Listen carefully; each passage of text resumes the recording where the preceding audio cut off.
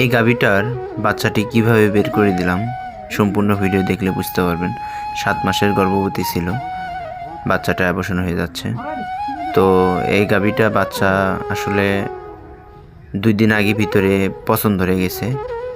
বাচ্চাটি বের করতে আমার অনেক কষ্ট হয়েছে, কারণ এই পরিমাণ দুর্গন্ধ ছিল, সবাই দেখতে পেরেছে আর কি। তো এখানে বাচ্চাটা বের করতে আমি প্রথমে চেষ্টা করি আনার জন্য, কিন্তু আসলে ভিতর থেকে টান দিলে বাচ্চাটা একটু আসে না। তো আমি ভিতরে হাত দিয়ে প্রথমে বাচ্চাটার গলায় দড়ি লাগাই দিলাম, যেহেতু 7 মাসের বাচ্চা, বাচ্চাটা ভিতরে মারা গেছে আর কি। তো ভিতরে গলায় দড়ি লাগাই দিয়ে তারপরে চেষ্টা করব বাচ্চাটাকে আনার। তো আসলে অনেক সময় দেখা যায় বাচ্চাটা যদি ভালো থাকে তাহলে একাই হয়ে যায়। এখানে যেহেতু 7 মাসের গর্ভবতী ছিল, বাচ্চাটা একা বের হচ্ছিল না। তো ভিতরে পছন্দ হয়ে গেছে, বাচ্চাটা অনেক ফুলে গেছে।